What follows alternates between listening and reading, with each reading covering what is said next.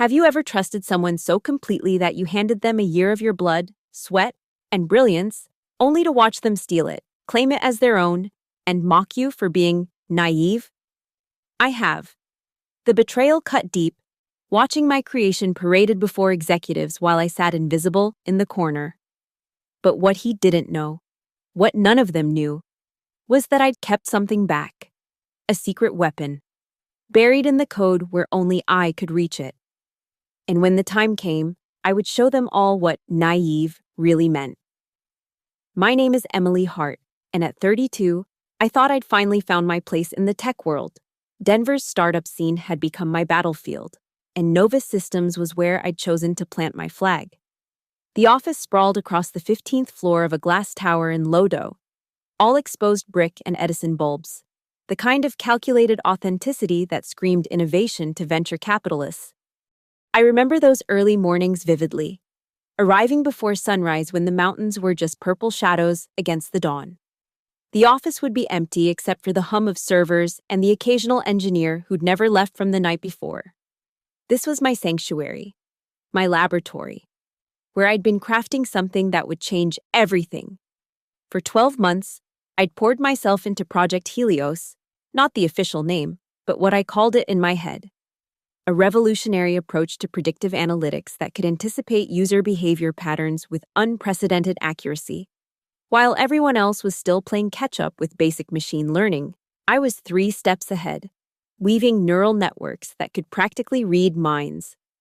The startup world here wasn't Silicon Valley, but it had its own brutal charm. We were hungrier, scrappier, with something to prove.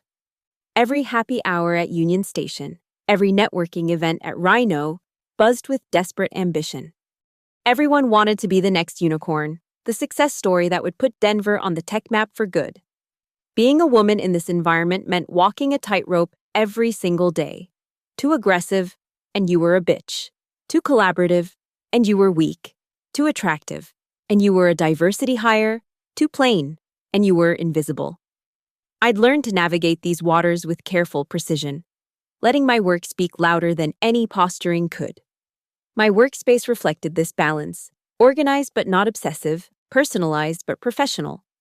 A small succulent named Friedrich, after Nietzsche, though no one ever asked. A University of Colorado mug, perpetually stained with coffee rings. And 3 monitors displaying endless streams of code that most people in the office couldn't even pretend to understand. The team knew I was onto something big.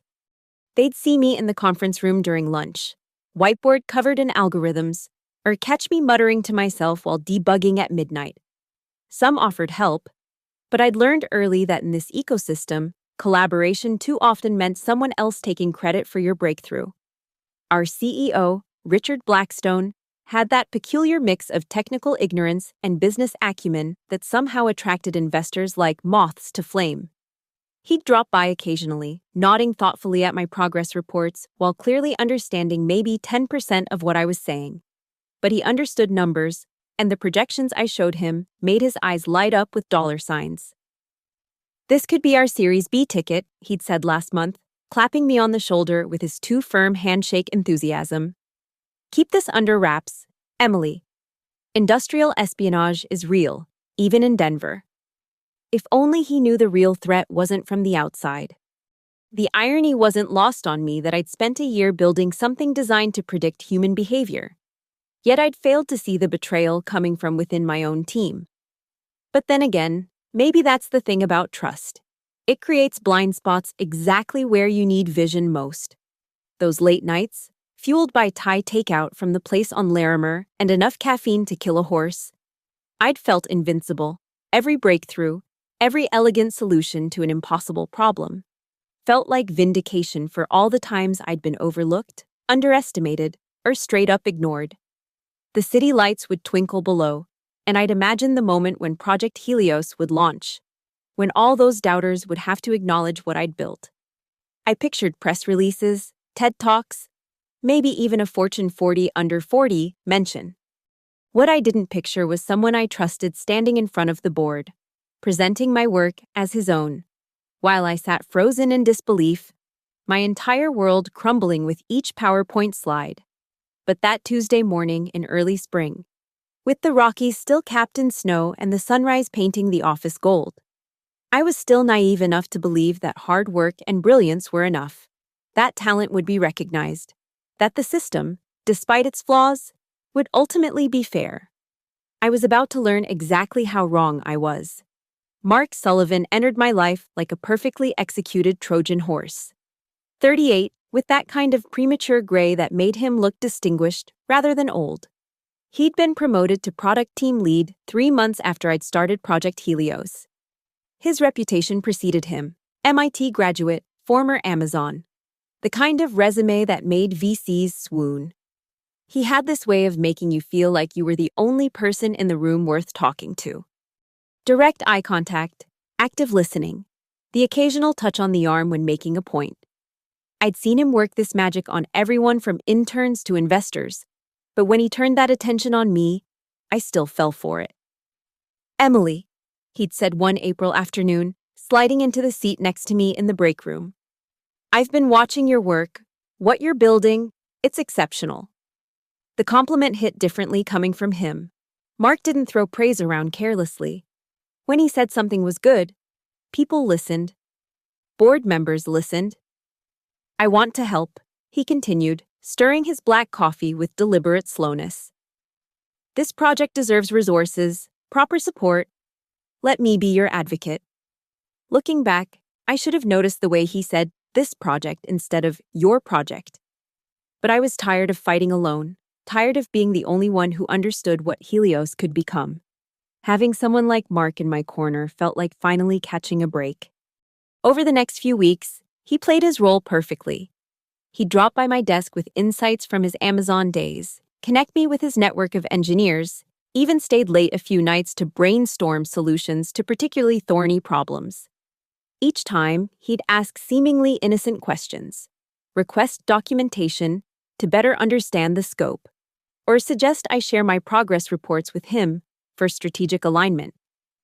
"You're too protective of your work," he told me one evening as Denver's skyline glittered beyond the windows. "In this business, collaboration is everything. You need to learn to trust your team." The word naive first appeared during a team meeting in early May. I'd pushed back on his suggestion to loop in more developers, arguing that the core algorithm needed to stay contained until we were ready for full implementation. "Don't be naive, Emily," he'd said with that patronizing half-smile. "We're all on the same team here."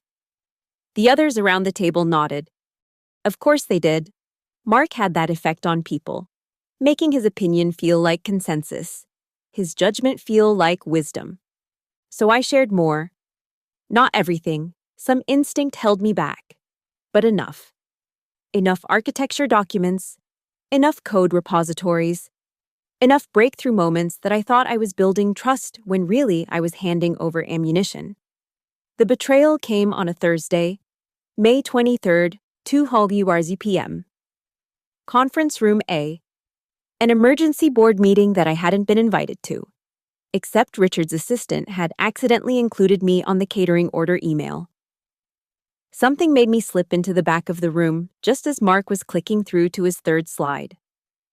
"The predictive analytics platform I've been developing," he was saying, my diagrams filling the screen behind him, "represents a paradigm shift in user behavior modeling."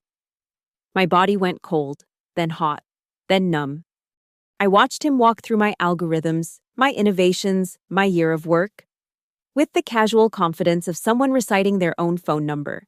He'd even renamed it Project Mercury, because of course he had to make it sound more masculine, more powerful. The board ate it up. Richard was practically salivating. 2 investors were already pulling out their phones, presumably to text their partners about this hot new development. When I stood up, my legs shaking, Mark's eyes found mine across the room. There was no surprise there. He'd known I was watching. He'd wanted me to watch. "Excuse me," I managed, my voice cracking. "That's my work. That's my project." The room turned to stare. Richard frowned. "Emily, this is a closed session." "That's my code," I said louder, steadier. My algorithms. Mark, tell them. Tell them this is mine. Mark's expression shifted to one of practiced concern, like a disappointed father dealing with a difficult child. Emily has been a valuable contributor to the team, he said slowly. But I think she's confused about the collaborative nature of our work, this kind of naive possessiveness.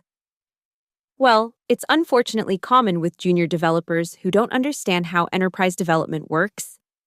Junior developer. The words came out as a whisper. I had more patents than half the room combined. Perhaps we should discuss this privately, Richard suggested, his tone making it clear that the discussion was over. As I walked out, Mark's voice followed me. Don't take it personally, Emily. You're talented, just naive. You thought this was about the work. It's never just about the work. The elevator ride down felt like descending into hell. 15 floors of realizing that everything I'd believed about meritocracy, about recognition, about fair play, was a lie. By the time I reached the lobby, one thought crystallized through the rage and humiliation. He thought he'd won. But Mark Sullivan had made one critical error. He'd assumed that naive meant stupid. He'd assumed that because I trusted him with most of my work, I trusted him with all of it. He was about to learn exactly how wrong he was. The next morning, I found my keycard wouldn't open the main development lab. A sticky note on my old desk informed me I'd been reassigned to QA support, quality assurance, where dreams went to die. My new workspace was a cramped corner cube on the 3rd floor, wedged between the printer and the emergency exit with a view of the parking garage. The humiliation was surgical in its precision. Mark hadn't just stolen my work, he'd orchestrated my complete professional castration. Within hours, the entire office knew. Conversations stopped when I walked by. The ping-pong bros whispered and snickered. Even the barista at the lobby coffee shop gave me that pitying look reserved for the publicly defeated. Heard you tried to claim Sullivan's project, Brad from sales said, not even pretending to lower his voice as I waited for the elevator. Ballsy move, stupid, but ballsy. I wanted to scream the truth, to grab him by his ridiculous flannel shirt and make him understand. But who would believe me?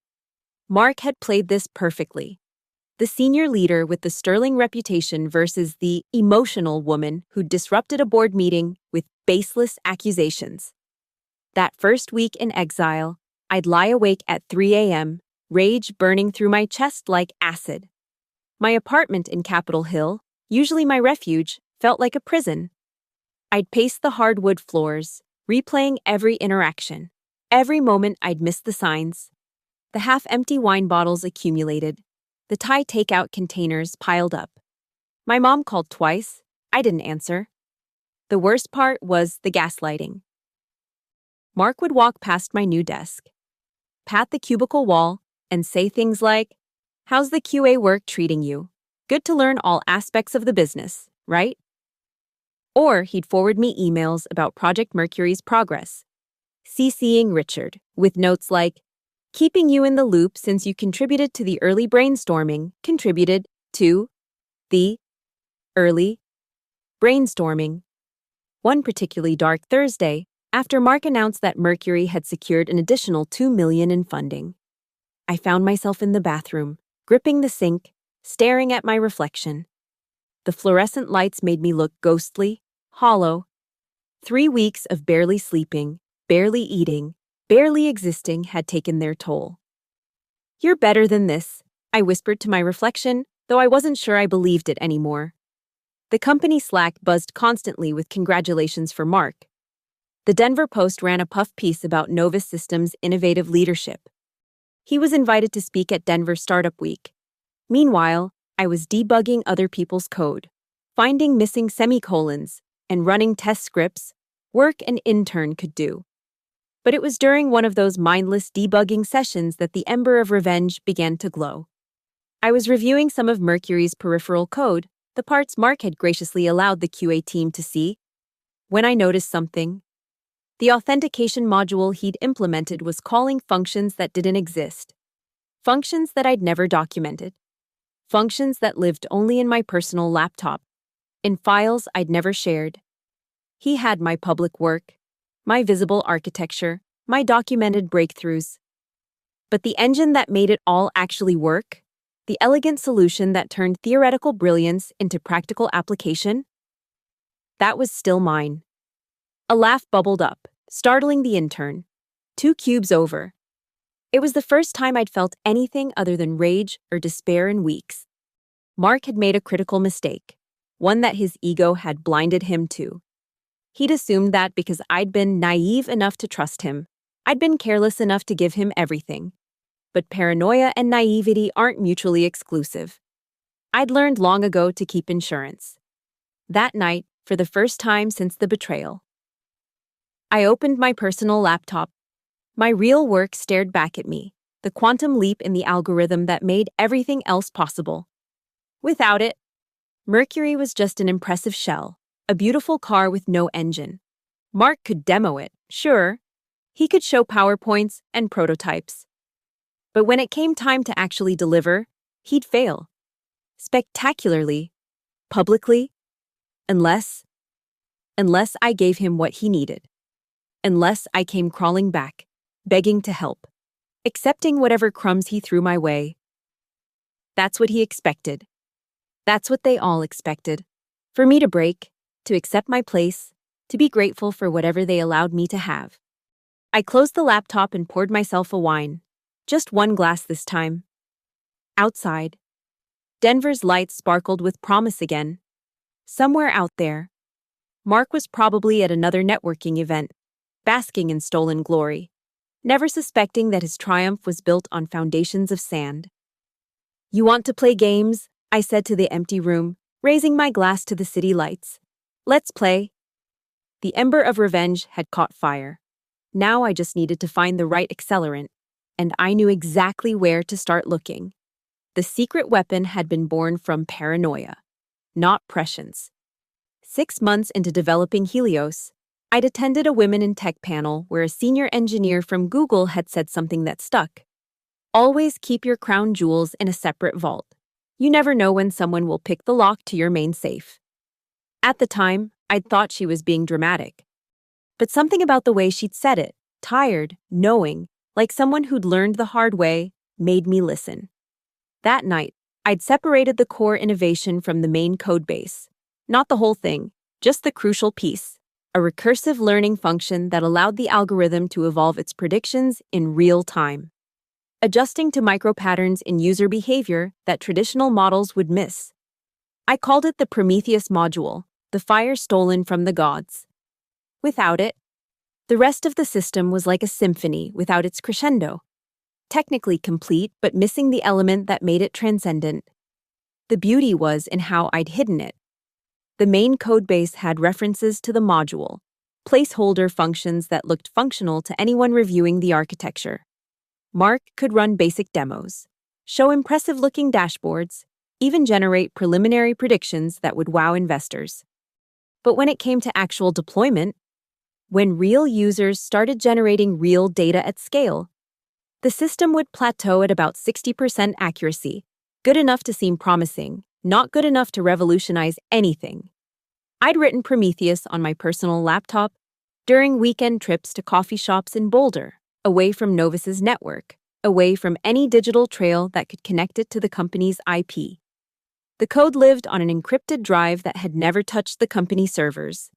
Legally, technically, it was mine. But the real genius wasn't just keeping Prometheus separate. It was how I'd designed the integration points. The module could be plugged in seamlessly, but only if you knew exactly where and how. I'd left no documentation, no comments, no breadcrumbs. The integration logic lived only in my head, protected by the same brain Mark had dismissed as naive. Sitting in my Capitol Hill apartment, I pulled up Mark's latest investor presentation, leaked to TechCrunch just that morning. He was promising 90% prediction accuracy by Q3, revolutionary precision by year-end. Classic Mark, overpromise now, figure it out later. Except this time, there was no figuring it out without me. I'd done the math. He had maybe 6 weeks before the first major deployment milestone. 6 weeks before Richard and the board expected to see Mercury performing at the levels Mark had guaranteed. 6 weeks before his stolen throne started looking more like an electric chair, The module itself was elegant, barely 2,000 lines of code that had taken me 8 months to perfect. Each function was a small masterpiece of efficiency, using techniques I developed by combining approaches from quantum computing theories with behavioral psychology models. It was the kind of innovation that would have papers written about it someday, assuming it ever saw the light of day. I opened my encrypted drive and looked at Prometheus for the first time in weeks. The code was beautiful in its simplicity, devastating in its necessity. Without it, Mark's Mercury was just another predictive analytics platform in a market flooded with them. With it, it was the future. But I wasn't going to just hand it over. No. Mark had taught me that the game was more complex than simple creation. It was about timing, leverage, and most importantly, witnesses. I started documenting everything, not the technical specifications, but the development history, screenshots of my earliest commits, dated before Mark even joined Novus. Photos of my handwritten notebooks where I'd first sketched out the Prometheus concept. Email threads with my old professor at CU Boulder, discussing the theoretical framework, carefully redacted to protect the actual innovation. Building a paper trail that proved beyond doubt that this was mine, created outside of Novus before Mark's involvement. Then I did something that would have seemed insane 3 weeks ago. I filed for a provisional patent. Not for the whole system, that was already tangled in Novus's IP claims, but for the specific methodology that Prometheus employed. The filing was dense, technical, and completely incomprehensible without the actual code. But it established ownership and timestamp. My ownership, my timestamp. The lawyer I'd consulted, a friend from college who specialized in tech IP, had raised an eyebrow when I'd explained the situation. "You're playing with fire, she'd said. "If they find out you held back critical code—" "They won't," I'd replied, "because they don't even know it exists. As far as Mark knows, he has everything. And when he fails to deliver, then he'll have 2 choices. Admit he stole incomplete work, or admit he's incompetent. Either way, I win." She'd laughed, dark and appreciative. "Remind me never to piss you off." Looking at Prometheus now, I realized it wasn't just code, it was poetry written in Python. A digital poem about prediction and betrayal, about seeing the future while being blindsided by the present. Every function was a verse, every algorithm a stanza in an epic that Mark had tried to steal without understanding its language. I closed the laptop and looked out at the Denver skyline. Somewhere in that glittering maze, Mark was probably still celebrating, still believing he'd won. He had no idea that he was dancing on a stage I'd rigged to collapse, performing a play where I'd already written the final act. The secret weapon was loaded. Now I just needed to choose my moment to fire. Rachel Miller answered on the 3rd ring, and hearing her voice was like finding water in a desert. "Emily. Holy shit, is it really you?" "Hey, Rach." I was sitting in a dimly lit bar in Rhino, nursing a whiskey that cost too much for someone relegated to QA. "I need to see you." "About fucking time. I heard what that bastard did to you." Rachel had left Novus 8 months ago, another casualty of Mark's empire building. She'd been the best back-end engineer we'd had. But she'd made the mistake of challenging Mark's technical decisions in public. Within 2 weeks, she'd been managed out, poor performance reviews appearing from nowhere. Her access gradually restricted, her contributions mysteriously omitted from reports. We met at her loft in the art district, a gorgeous space she'd bought with her signing bonus from her new gig at a crypto startup. The walls were covered with her code-inspired art, visualizations of algorithms rendered in paint and light. Rachel had always been able to see the beauty in the logic. "You look like hell," she said, handing me a beer. "Thanks. Really needed to hear that." "I mean it, What he's doing to you, it's what he does. Did you know there were 3 others before us?" She pulled up a folder on her laptop. Screenshots, emails, LinkedIn posts. A pattern emerged. Brilliant developers, usually women or minorities, pushed out after their best work was absorbed into Mark's portfolio. "I started tracking this after I left," Rachel explained. "Call it therapy or obsession. Maybe both." I need your help, I said, then laid out everything. Prometheus, the patent filing, the ticking clock of Mark's impossible promises. Rachel listened, her expression shifting from sympathy to interest to something that looked like hunger. You beautiful, devious bitch, she whispered when I finished. You actually did it. You built in a kill switch he doesn't even know exists. Not a kill switch. More like the keys to the kingdom that he doesn't know he needs. Rachel was already pulling up her development environment. Show me the integration points. If we're going to do this, we need it bulletproof. We worked through the night, just like the old days, but better. Without Novus's bureaucracy, without Mark's shadow, we were just two engineers solving problems. Rachel's expertise filled the gaps in mine. She understood distributed systems in ways I never could, while I could see patterns in data that looked like chaos to everyone else. We need a demo environment, Rachel said around 3 a.m., empty Red Bull cans forming a skyline on her coffee table. Something that shows Mercury failing and Prometheus succeeding, side by side. That's dangerous. If Mark gets wind of it, he won't. We'll host it offshore, use proxy servers, make it invisible until we want it seen. She grinned, the same expression she'd had when she'd hacked the office speakers to play Fuck You by CeeLo on repeat during Mark's promotion party. They never proved it was her. I've gotten better at this since I left. Over the next 2 weeks, we built our counter-narrative in secret. Rachel had connections I didn't. Other Mark casualties who were happy to contribute anonymously. A designer who'd had her UI patterns stolen. A data scientist whose models had been absorbed into Mark's presentations. Each one added a piece to our mosaic of evidence. But the masterpiece was the demo. Rachel had somehow acquired a dataset that mirrored what Mercury would face in production. Millions of user interactions, edge cases, the kind of messy real-world data that made elegant algorithms cry. We ran it through Mark's version of Mercury. Rachel had contacts still inside who leaked the code. Turned out I wasn't the only one who wanted to see Mark fall.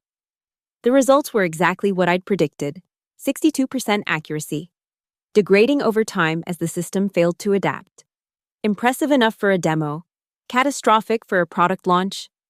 Then we ran the same dataset through Mercury with Prometheus integrated. 94% accuracy. Improving with each iteration as the recursive learning function found patterns within patterns within patterns. It's beautiful, Rachel said, watching the visualization she'd built. 2 systems side by side, one flatling while the other soared. It's like watching evolution in fast forward. We packaged everything into a single, devastating presentation. Not just the technical proof, but the pattern of theft, the evidence of serial intellectual property abuse, the provisional patent that predated Mark's involvement. Rachel added her artistic touch, visualizations that made the complex accessible, that would make even non-technical board members understand exactly what had happened. When do we deploy? She asked. I pulled up an email I'd received that morning. The San Francisco Tech Summit, 3 weeks away.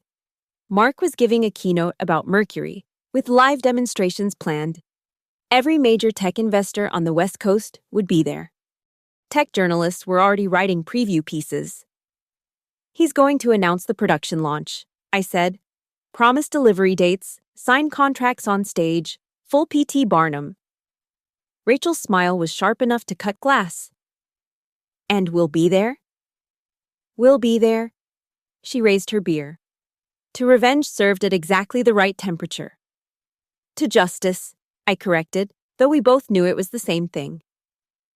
As I left Rachel's loft that night, Denver felt different.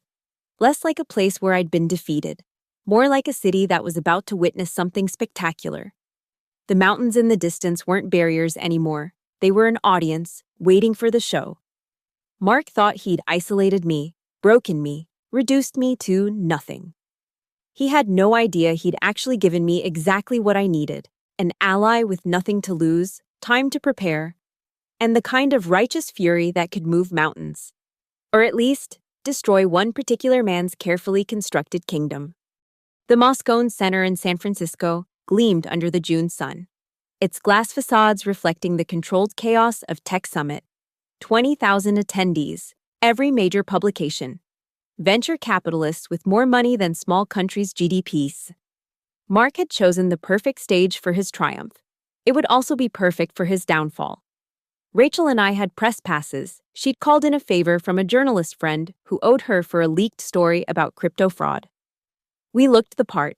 Blazers, badges, the confident stride of people who belonged. Nobody looked twice at us as we found seats in the main auditorium, fifth row center, close enough to see Mark sweat. He was already on stage, doing his sound check, that practiced casualness that probably took hours to perfect. The massive screens behind him displayed Mercury, the future of predictive analytics, in sleek animation. His hair was freshly cut. His navy suit cost more than my monthly rent, and his smile promised revolution. Ladies and gentlemen, the moderator began as the lights dimmed. Please welcome Mark Sullivan, product team lead at Novus Systems, presenting Project Mercury. The applause was thunderous. I felt Rachel's hand squeeze mine. Solidarity, anger, anticipation. Mark launched into his presentation with characteristic charm. The origin story, carefully edited to erase me. The technical breakthrough, my breakthrough.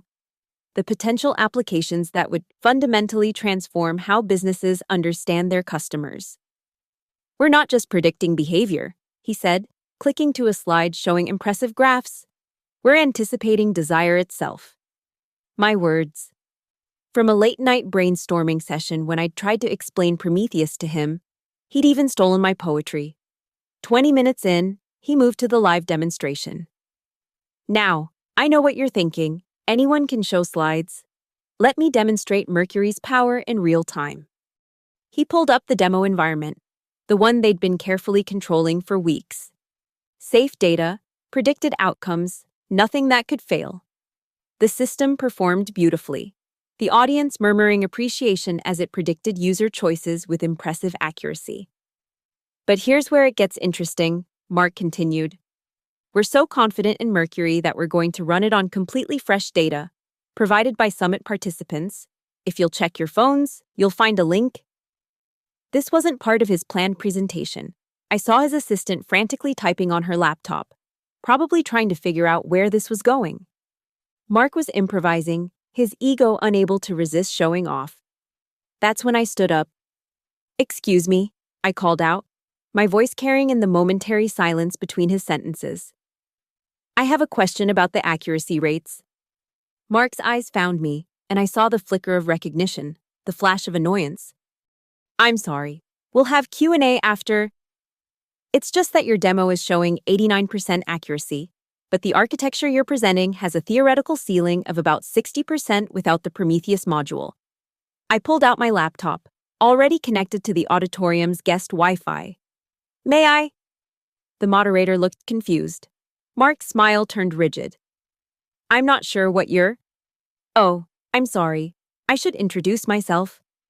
I walked toward the aisle, laptop in hand. "I'm Emily Hart. I created Mercury, the real Mercury, and Mr. Sullivan forgot to steal the most important part." The audience shifted, phones appearing, the scent of blood in the water. Tech journalists lived for moments like this. "This is highly inappropriate," Mark started. But Richard Blackstone was already standing up in the front row, his face red. "Ms. Hart, if you're trying to sabotage—" "I'm trying to demonstrate," I said, now at the foot of the stage. Rachel had already pushed my presentation to the main screens. The moderator's assistant, another woman who'd been overlooked one too many times, had given her access. The screens split. On one side, Mark's Mercury running on the fresh Summit data, its accuracy dropping in real time as it encountered patterns it couldn't parse.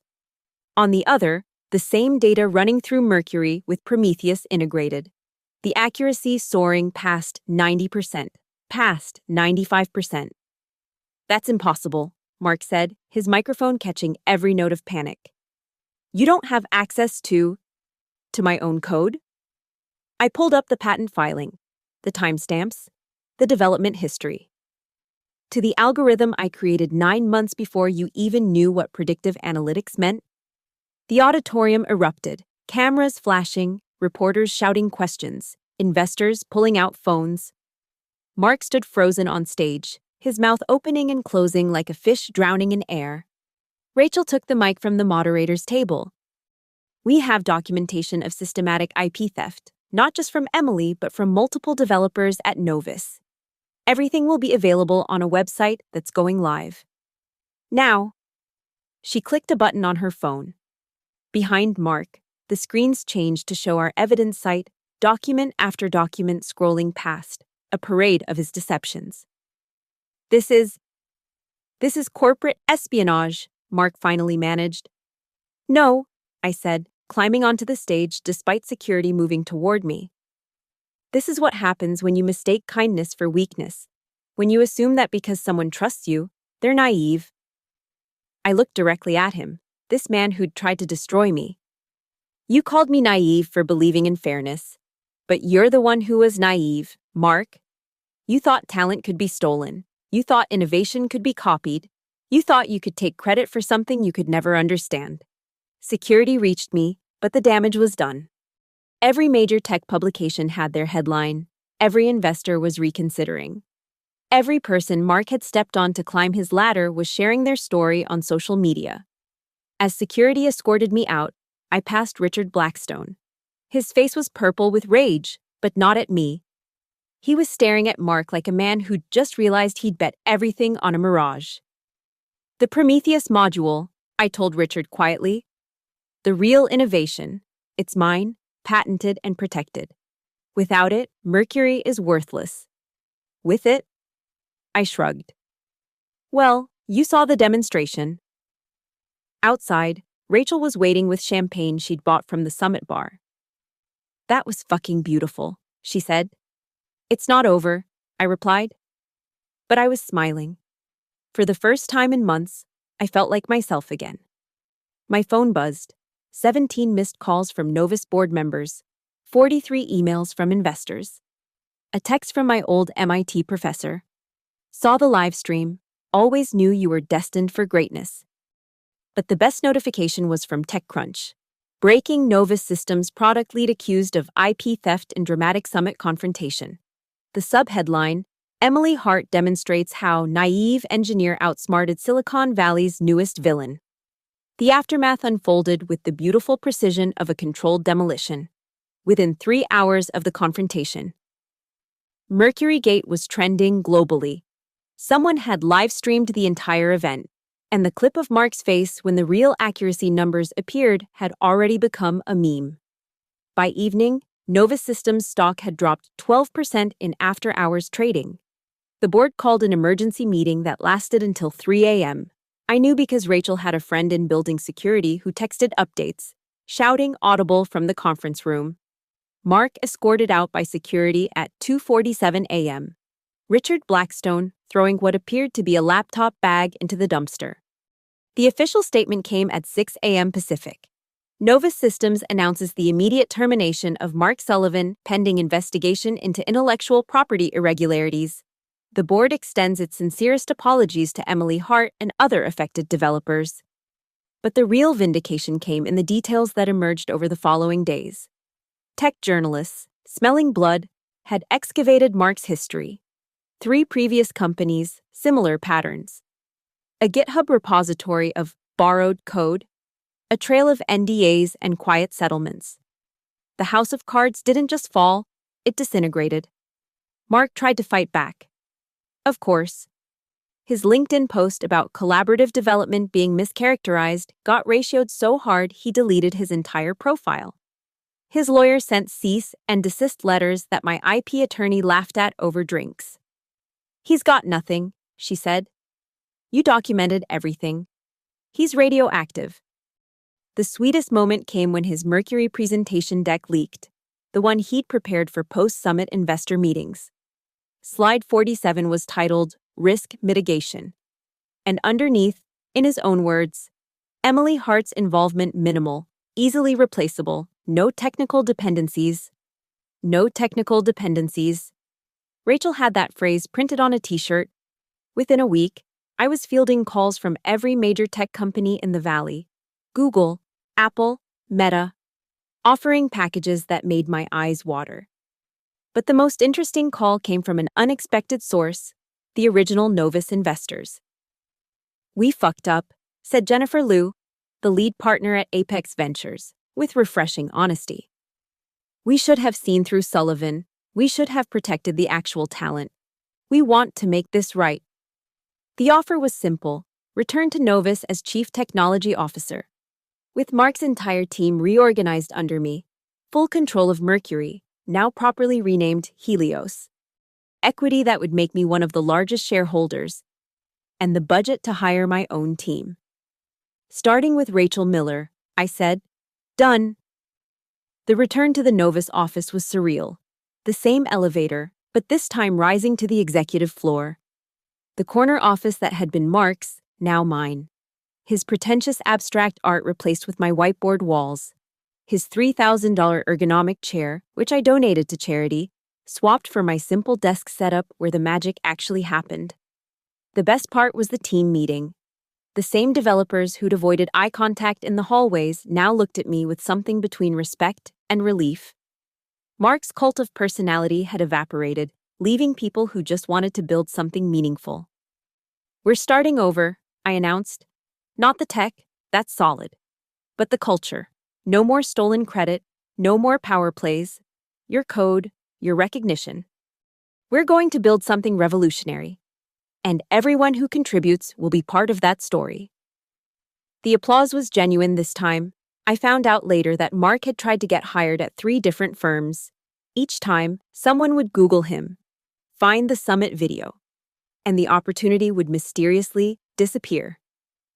He eventually took a position at a no-name startup in Florida, managing a team of 3 junior developers. His Twitter, once full of thought leadership and humble brags, went silent.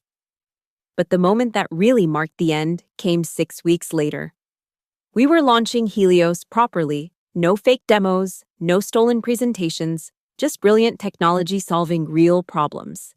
The accuracy rates were even better than projected, the client list growing daily. TechCrunch ran a feature: how Emily Hart turned corporate betrayal into triumph. After the launch party, I stood in my office looking out at the Denver skyline. The mountains were painted purple by the sunset, the city lights beginning to twinkle. Rachel knocked and entered with 2 glasses of champagne. "To revenge?" she offered.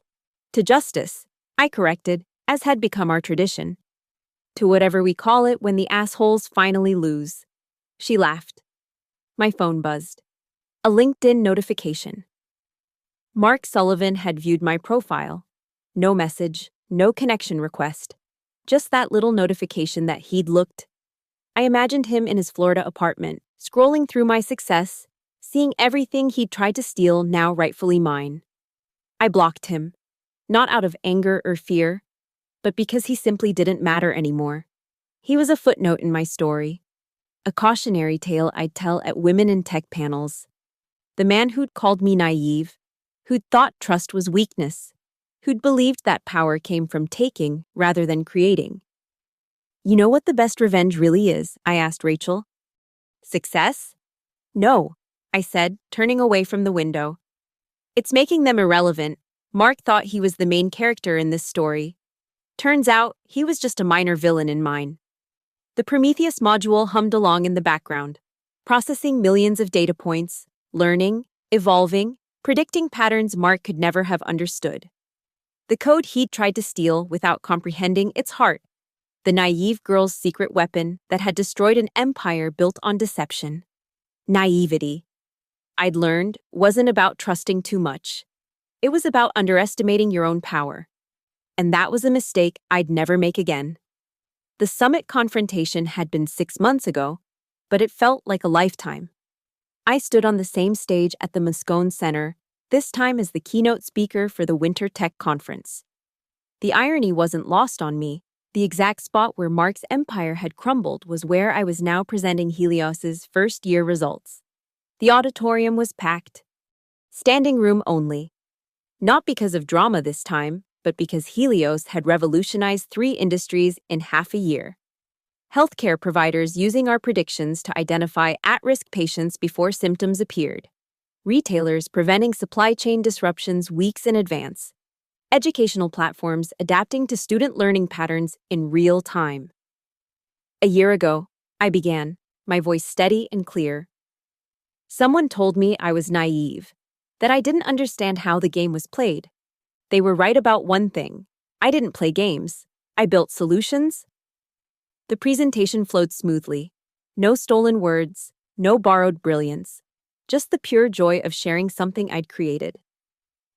Rachel sat in the front row, now my co-founder and CTO of our new company, Phoenix Labs, risen from Novus's ashes after we'd bought out the Helios IP and went independent. During the Q&A, a young woman raised her hand. Ms. Hart, what advice would you give to someone facing similar theft of their work? I thought of Mark, who'd sent 3 emails trying to apologize, to explain, to somehow worm his way back into relevance, all unopened, all deleted. Document everything, I said. Trust, but verify. And always, always keep your crown jewels in a separate vault. But most importantly, remember that thieves can only steal what already exists. They can't steal your ability to create something new, something better. They can't steal your future. After the talk, I walked the same path security had escorted me along 6 months earlier. But this time, people stopped to shake my hand, to thank me, to share their own stories of overcoming workplace betrayal. That evening, I stood on the rooftop bar of my hotel, San Francisco, glittering below. My phone buzzed with a notification. Phoenix Labs had just been valued at $500 million in our Series B. The investor's note mentioned they were particularly impressed by our company culture of transparency and creator recognition. Rachel appeared beside me with 2 glasses of whiskey. Remember when you were debugging other people's semicolons? Remember when you were painting algorithms because you couldn't code them at work? We clinked glasses, laughing at how far we'd come. I heard about Mark, she said quietly. I'd heard, too. His startup had folded, last anyone knew. He was working as a middle manager at an insurance company in Tampa, still using LinkedIn to post motivational quotes about resilience and learning from failure. He called me naive, I said, watching the city lights mirror the stars above. But naivety isn't trusting people, it's believing that trust makes you weak. It's thinking that power comes from taking rather than creating. It's assuming that because someone is kind, they're not also keeping receipts. A text popped up from my mom. Saw your talk online. So proud of you. Sweetheart. Dad says you looked like a warrior up there. A warrior? I laughed softly. Maybe that's what I'd become, but not the kind Mark would recognize. Not someone who fought with deception and backstabbing, but someone who fought with truth, evidence, and the patient accumulation of undeniable proof. You know what the funniest part is? I asked Rachel. He actually did me a favor. If he hadn't stolen Mercury, I might have stayed at Novus, settling for less than I deserved, never realizing I could build something entirely my own. So you're thanking him? Rachel asked, incredulous. God, no. He's still an asshole who tried to destroy my career. But sometimes the worst things that happen to us become the catalyst for the best things we achieve. As we stood there, my phone lit up with another notification. An email from a young developer at a startup in Denver. Ms. Hart, I'm facing something similar at my company. Your story gave me the courage to document everything and stand up for my work. Thank you for showing us that naive doesn't mean weak. I smiled, composing a quick response with my personal email and an offer to chat. This was the real victory, not just reclaiming my work, but becoming the person I'd needed when everything fell apart. Someone who proved that trust and kindness weren't weaknesses to be exploited, but strengths that, properly defended, could bring down empires built on deception. The San Francisco wind carried the sound of the city below. Ambition and innovation, creation and competition. Somewhere in an office building, another brilliant mind was probably working late, believing their hard work would be rewarded. Maybe it would. Or maybe they'd face their own Mark Sullivan. But now they'd know it was survivable. More than survivable, It could be the beginning of something extraordinary. He called me naive, I said one last time, raising my glass to the glittering skyline. But naive was thinking he could steal lightning and expect it not to burn him. Rachel laughed, rich and genuine. Title of your memoir? Chapter 1, maybe, I replied. The rest is still being written. And it was. Every line of code, every innovation, every young developer I mentored, all of it was writing a new story. One where the naive girl wasn't the victim of the tale, but the hero who'd been underestimated. Mark had been wrong about many things, but he'd been most wrong about this. It was never just about the work, it was about proving that brilliance, integrity, and a secret weapon could triumph over all the Mark Sullivans of the world. And we had. Thank you so much for listening to this story of betrayal, brilliance, and sweet revenge. I'd love to know where in the world you're listening from. Drop a comment below, and let's connect. If Emily's journey resonated with you, please subscribe to the channel and share your own thoughts about workplace justice and standing up for what's rightfully yours. Have you ever faced a similar situation? How did you handle your own Mark Sullivan? Let's discuss in the comments below.